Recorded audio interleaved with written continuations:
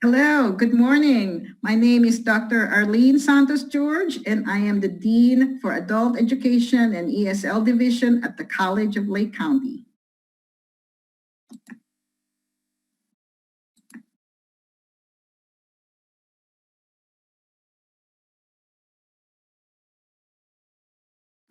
Hi, I'm Dr. Richard Ammon. I'm the Dean of Engineering, Math, and Physical Sciences with the College of Lake County. Hello, I'm Yesenia Mata. I'm one of the Student Success Coordinators in Adult Education at the College of Lake County.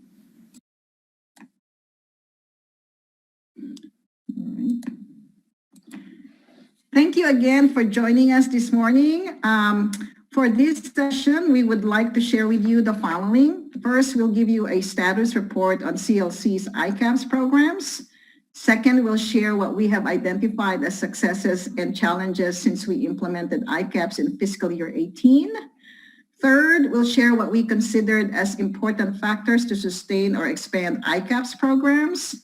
And then fourth, we'd like to share with you what we have done to address these factors and what we plan to do in the next year. And then five is the immediate next steps that we have to undertake this fall and spring. So what are CLC's ICAPS programs and how are we doing?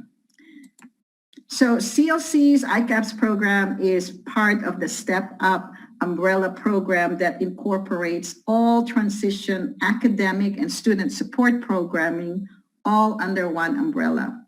The first step is, of course, the Bridge to Careers, which are offered by the Adult Education Division in the following career or industries: healthcare, manufacturing, early childhood education, administrative management and technology, computer information technology, and criminal justice.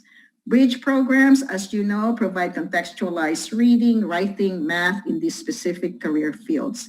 They are meant to prepare students for ICAPS programs in the next semester or the next year. Students can thereafter take the ICAPS programs in CTE fields that are offered jointly by the CTE division, Career and Technical Education division, such as the Engineering, Math, and Physical Sciences division, where Richard Ammon is Dean. And it is offered in collaboration with the Adult Education division. Students can earn a credential in 1 year or less upon completion. In the end, the final step is really to have the students find employment in the same field as the ICAPS credential. So we have ICAPS Model 1 and ICAPS Model 2 at CLC. ICAPS Model 1, as you know, is the college credit version, and ICAPS Model 2 is the non-credit college version for vocational programs. So in ICAPS Model 1, we offer short-term certificates which are attainable in 1 year. We provide free tuition for the first 2 courses. We provide free books and toolkits in the first 2 courses using Perkins funding. We also provide financial scholarships available for the remaining courses of the program. We also provide free developmental courses which are to prepare the students to be college reading and writing ready, as well as basic algebra ready for certain ICAPS programs that have these prerequisites. And then, as you all know, there is team teaching in ICAPS, wherein the adult education instructor is in the content class at least 50% of the time, which now I think has been brought down to 25%. And then there's a support class taught by the adult education instructor. One additional feature for the ICAPS model that we have is that we help students prepare for any state licensing exam. Most importantly, for retention, we also have support from the student success team, which comes from the adult education division. Yesenia Mata is going to talk about specific successes and challenges that she has learned being a student success coordinator for ICAPS. And then, of course, we have job search referrals and assistance through the Job Center of Lake County and the Career and Job Placement Center. We have employer connections for these ICAPS programs, mostly through the Job Center of Lake County and also the Job Center of Lake, the Career and Job Placement Center, as well as the CTE faculty themselves. For ICAPS Model 2, it's practically the same components as in Model 1. The difference, however, of course, is that it is a non-credit vocational program, and it is offered through the CLC's Workforce and Professional Development Institute, which is not an academic program. That's where our vocational programs are hosted. And we do this in conjunction with the Job Center of Lake County, who provides internship opportunities for the ICAPS Model 2 students. The most significant change or difference here is that financial assistance is really very limited, and it's limited to documented students who meet criteria for the WIOA vouchers. So we work really very closely with the Job Center of Lake County and Workforce Development to obtain those ITA vouchers for our students. And here are the approved ICAPS programs. And when I say approved, ICCB has formally approved them. And so these are the programs that we have in ICAPS. We have them in healthcare. We have the CNA certificate. We have the phlebotomy technician, the healthcare office assistant certificate, and on the non-credit side, the personal care aide, which is non-credit. We also have ICAPS in TDL and manufacturing. We have HET or HVAC installation technician, and also automotive collision repair technicians. We also have the automotive oil change specialist certificate, the automotive service specialist certificate, and the automotive brakes and suspension certificate. Everything about the automotive technology are stackable certificates. So they can actually finish in 1 year, and then they can actually proceed for another semester and another semester, so they can actually get all 3 certificate programs. And then in the business and professional services, we have general office certificate and office professional certificate. And then in the business and professional services too is the computer information technology certificates in desktop support certificate and Cisco networking. So here's our enrollment in seats. We started in fiscal year 18 with 41 seats, and it jumped to 56 for a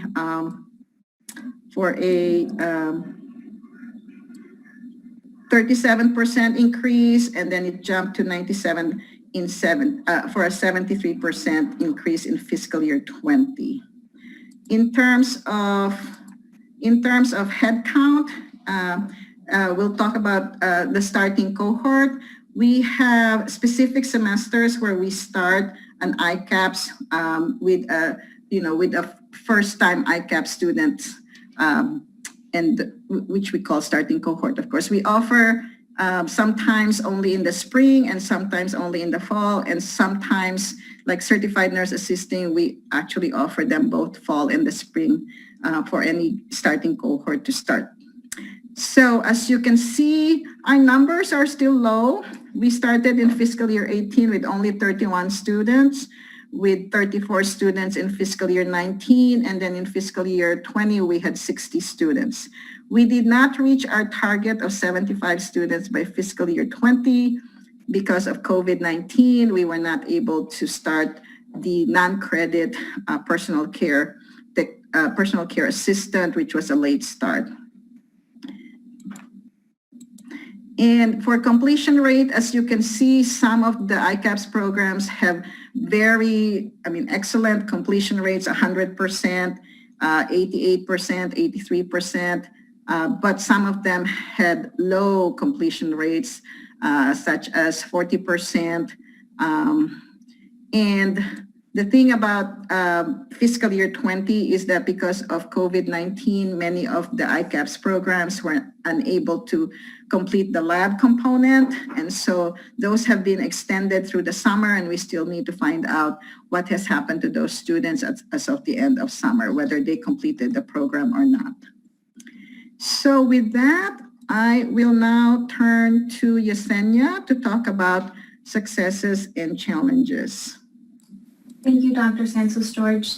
So I'm going to share with you some of the successes and challenges associated with growing the ICAPS program. Go ahead and click the next slide, Arlene, please. Thank you. Okay, so one of the major successes that we have, as Dr. Santos-George mentioned, was the retention. Our students as adults, they're really motivated, and so they do have that desire to continue to work towards their certificate. And also part of that success is associated with having the student success team closely work with these students and just monitor them, coach them along the way to complete their certificate. We also provide different wraparound services like referrals to job assistance agencies or navigating college processes that can be a little bit more complicated for adult students. And so they really do need that person to work with to just kind of guide them through all of those processes. And also I've noticed that when helping these students, they may have certain barriers that our traditional students do not. And so identifying those barriers and how to overcome them is another great thing about having a student success coordinator, because they'll really be able to assist the student in ways that a traditional student may not necessarily be serviced.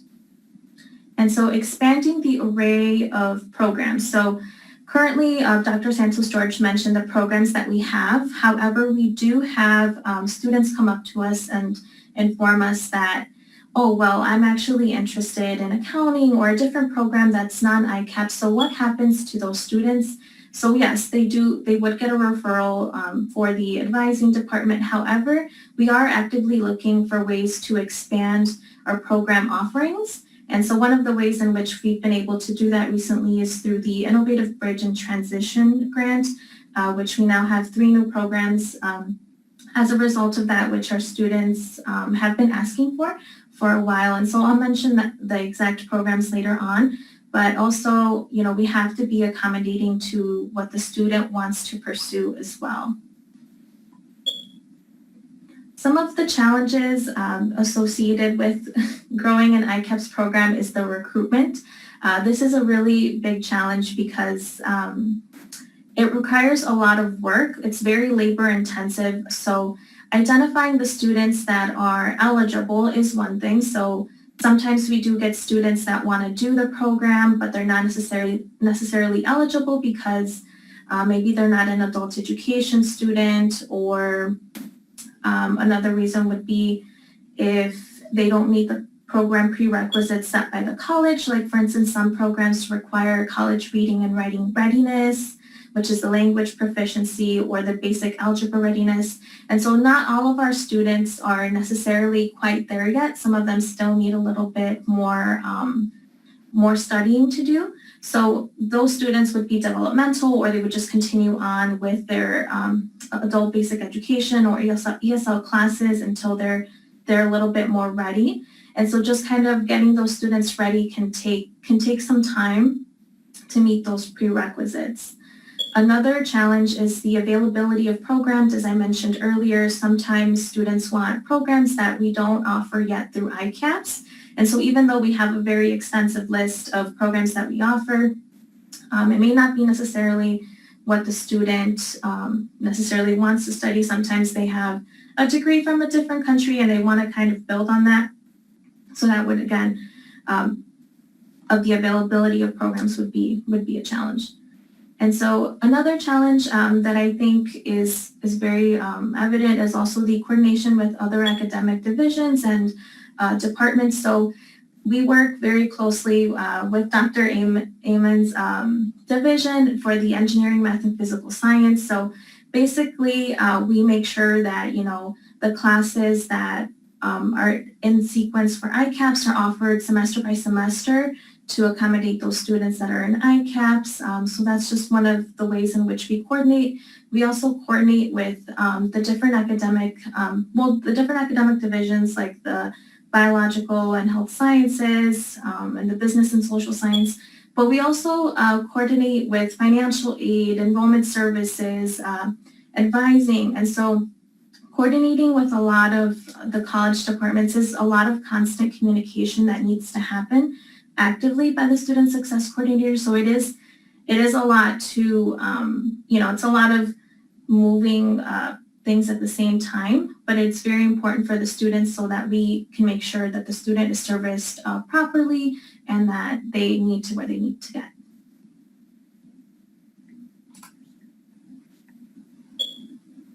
Okay. Okay. All right.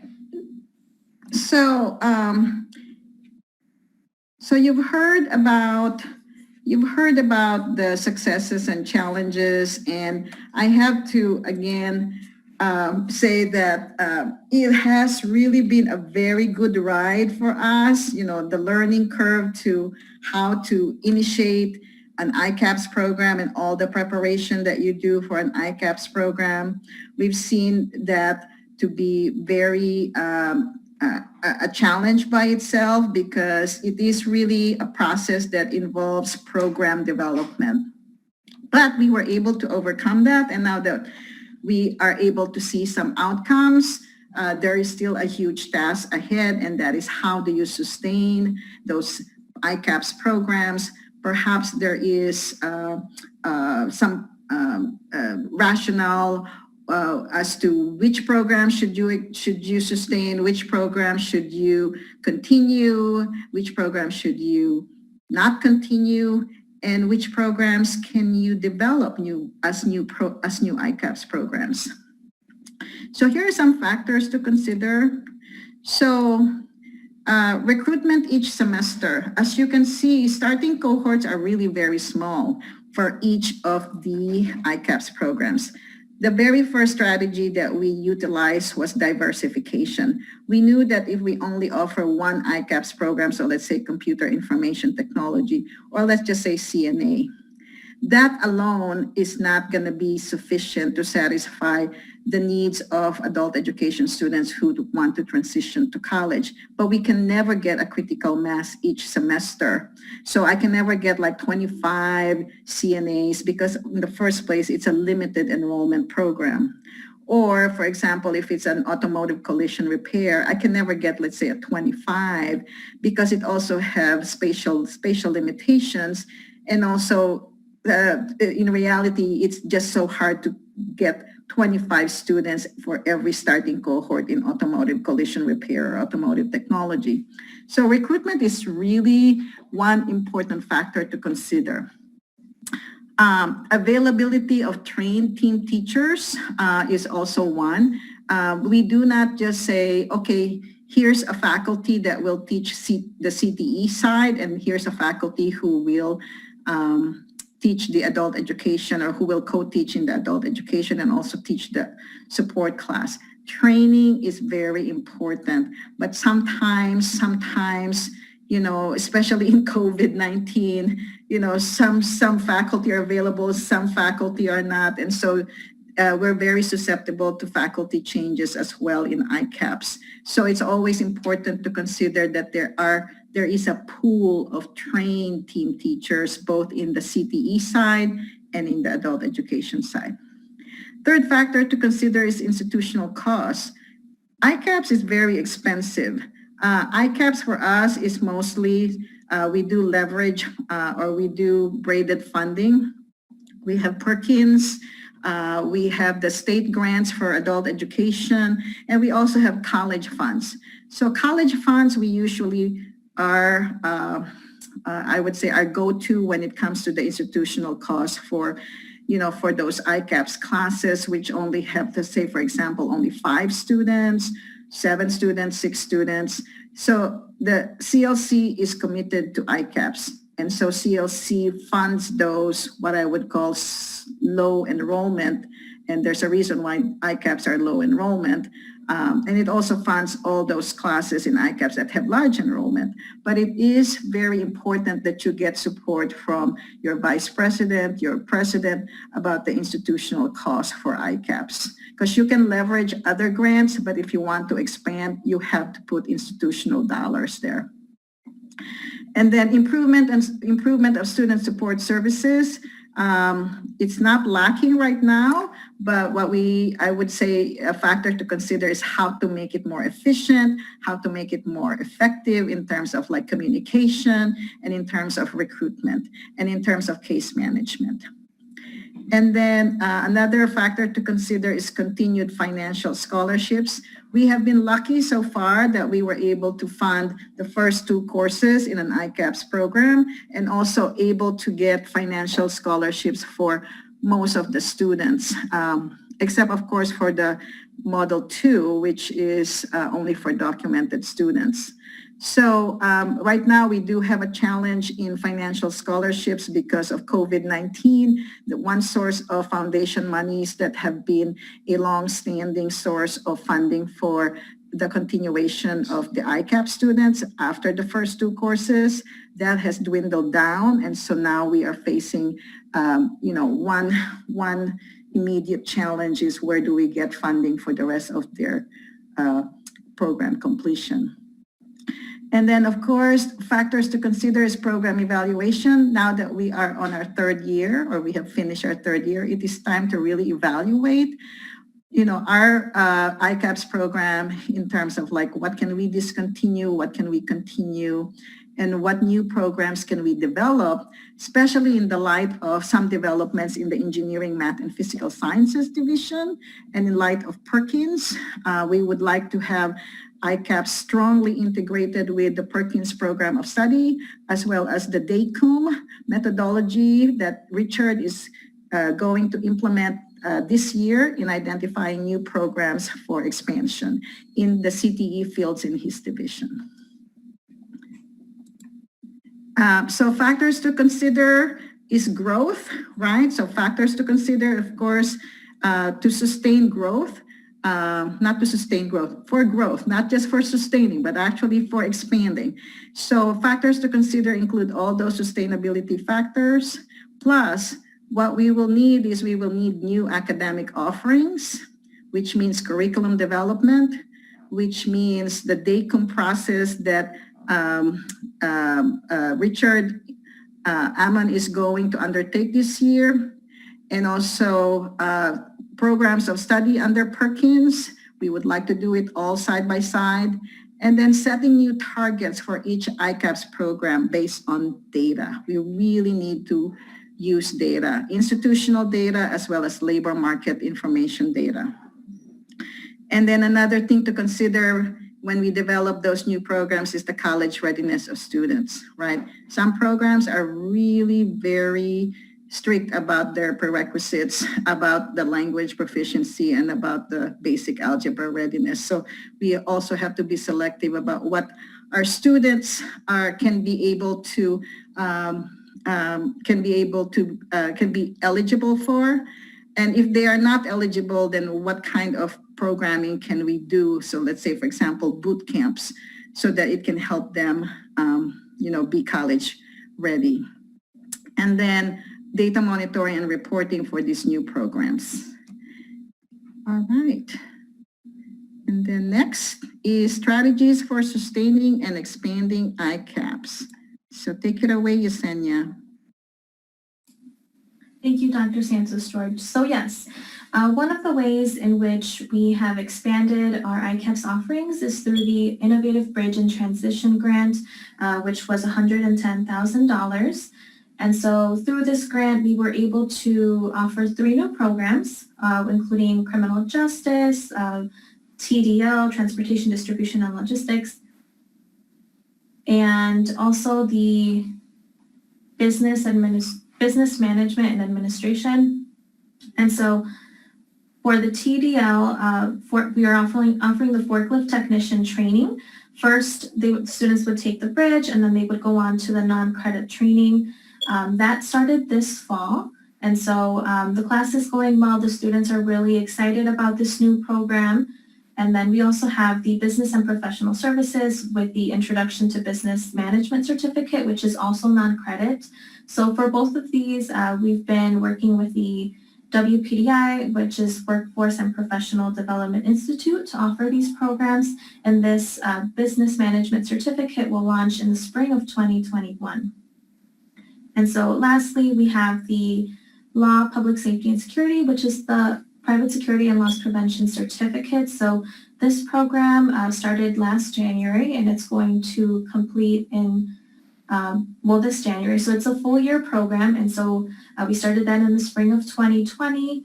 And after this certificate, then students have employment options waiting for them in the area of law and public safety. Just to mention too, we are actively seeking to pursue IBT grants in the future. As long as it's offered by ICCB, we will continue to, file applications for that grant. Arlene, can you go back to the previous slide? Okay.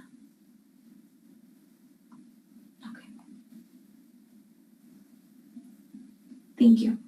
So goal number 1 for the Innovative Bridge and Transition Grant is to increase the number of students, of ICAPS enrolled students in career pathways, which naturally it would do since these would be ICAPS students once we submit the application.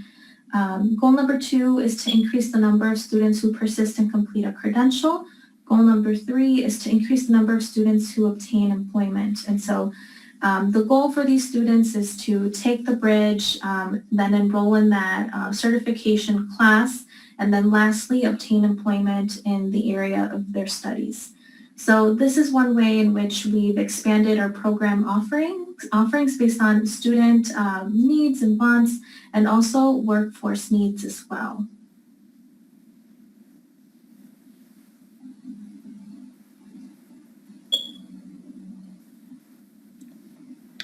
So again, my name is Dr. Richard Ammon. I'm the Dean of Engineering, Math, and Physical Sciences for the College of Lake County. My division is responsible for providing workforce solutions and transfer options for students. We're a strong proponent of adult education and the ICAPS model because it makes a difference in our students' lives and ultimately in our community. I work with over 19 different programs, most of which are either transfer or career and technical education programs. The College of Lake County has been actively engaged, as most colleges are, in pursuing grant opportunities that support student learning. The diagram you see before you represents a continuum of grants that the college is working on right now or working with, and also future grant options that provide a lattice that works together to support our students through their educational journey. On the far left, the Workforce Educational Grant, about $1.4 million, provides underserved students, populations within our county with opportunities to take short-term educational program to find gainful employment. Specifically, we have recruited students into several high-wage and high-demand fields to include heating, ventilation, and air conditioning, as well as auto collision repair. The grant provides funds for student financial support and for equipment to support this effort. Additionally, the College of Lake County was selected as one of 15 different schools across the country to be awarded the Metallica/American Association of Community Colleges grant to support students in career and technical education programs. And yes, you heard it correctly, Metallica, the band, is supporting this specific grant. So far, they've donated over $200,000 to the College of Lake County to support our functions, and well over $1 million nationwide to support students in career and technical education. At the College of Lake County, we've awarded over 100 Metallica scholarships so far. Perkins, as we all know, we utilize that at our college to support improving the pipeline for local industries to meet their workforce needs. And we, as Arlene had mentioned before, we're leveraging that in several areas, which I'll talk about in a second, to include curriculum development and the supportive programs. We plan in the future to continually go after grants and sustain these grants, but also looking at pursuing both the CTE Improvement Grant and the Integrated Education and Trainings Grant. But it's not just about obtaining grant dollars. It's about how you leverage those grants to make a difference. At CLC, we believe in partnering and collaborating between programs and departments Currently, we're working with adult education, and specifically, we're partnering in several areas to include leveraging the workforce equity grants. We've been able to increase or to include ICAPS sections as part of that grant to support the engineering, math, and physical sciences division's career and technical education programs, as well as leveraging the Perkins funds to develop new career and technical education programs of study that we didn't currently have as part of our Perkins grant in the past, to include also targeting new ICAPS programs. We're also using the Perkins funds to develop a curriculum, which DACUM stands for Developing a Curriculum, which is a process by which we create new curriculum to meet the needs of local industry, but then aligning their needs of local industry to curriculum at the college. And that was jointly funded not only by Perkins, but also internal funds within the college. Additionally, we are partnering with the Metallica grant and leveraging the Metallica grant to provide additional ICAPS sections in my division. Well, the lifeblood of any program is recruiting. It's incredibly important to ensure that you are getting the word out about your programs. So we're utilizing ICAPS to help our programs to recruit students, students that are looking for life-sustaining wages and gainful employment. So we're utilizing and recruiting college credit students into our programs with ICAPS. For a lot of students, this is the extra help that they need to overcome barriers that they may have, and the ICAPS is certainly a program that helps students to identify those barriers within themselves, but then also provide the support to help students be successful. We're working together to identify eligible students and recruit them into the ICAPS courses.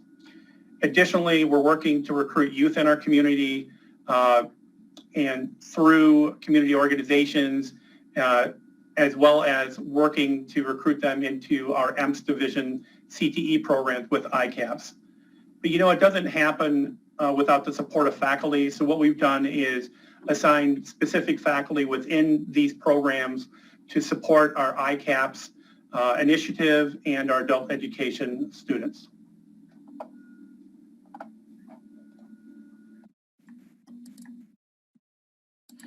All right, so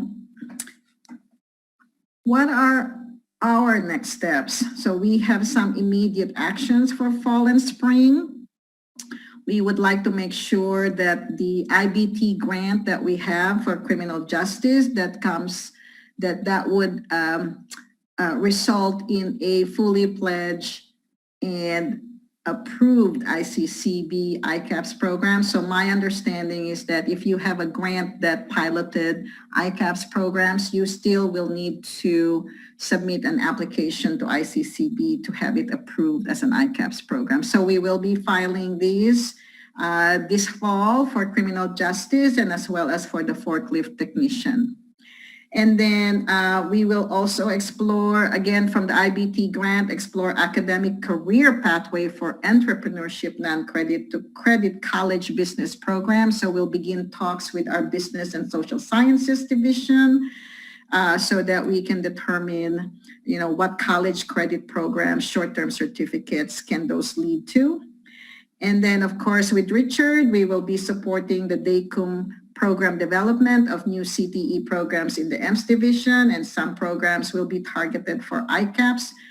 We are starting to meet about these opportunities, I believe through a retreat that we will invite CTE faculty, and there will be a DACUM consultant who will lead that process.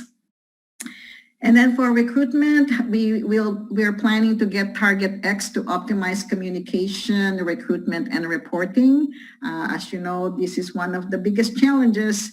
And so you need a system to efficiently or to optimize our ways of communicating and recruiting students. And then lastly as well is we would like to get a case management system to develop regular ICAPS reports so that it is not just anecdotal and it's not just through Excel where we track the progress of students, but we will need a true case management system. And I believe Target X also has one. So those are our next steps. And we hope that the future ICAPS programs at CLC will flourish and that we will be able to serve the needs of adult education students who will transition to college in career and technical education programs.